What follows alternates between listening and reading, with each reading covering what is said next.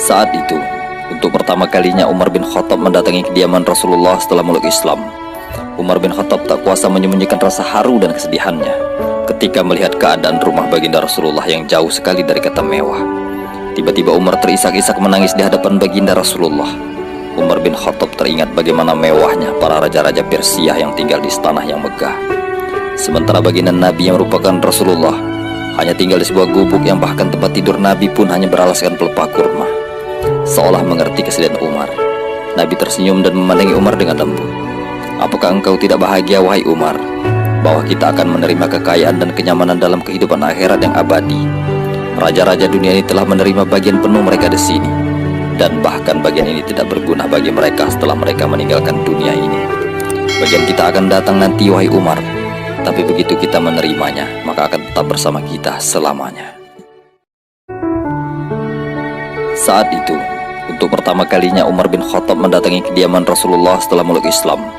Umar bin Khattab tak kuasa menyembunyikan rasa haru dan kesedihannya ketika melihat keadaan rumah baginda Rasulullah yang jauh sekali dari kata mewah. Tiba-tiba Umar terisak-isak menangis di hadapan baginda Rasulullah. Umar bin Khattab teringat bagaimana mewahnya para raja-raja Persia yang tinggal di istana yang megah.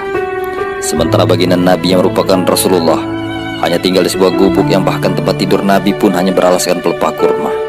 Seolah mengerti kesedihan Umar, Nabi tersenyum dan memandangi Umar dengan lembut.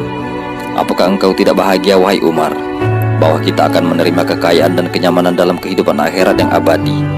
Raja-raja dunia ini telah menerima bagian penuh mereka di sini, dan bahkan bagian ini tidak berguna bagi mereka setelah mereka meninggalkan dunia ini. Bagian kita akan datang nanti, wahai Umar, tapi begitu kita menerimanya, maka akan tetap bersama kita selamanya.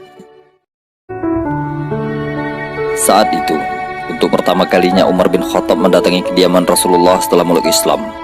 Umar bin Khattab tak kuasa menyembunyikan rasa haru dan kesedihannya ketika melihat keadaan rumah baginda Rasulullah yang jauh sekali dari kata mewah.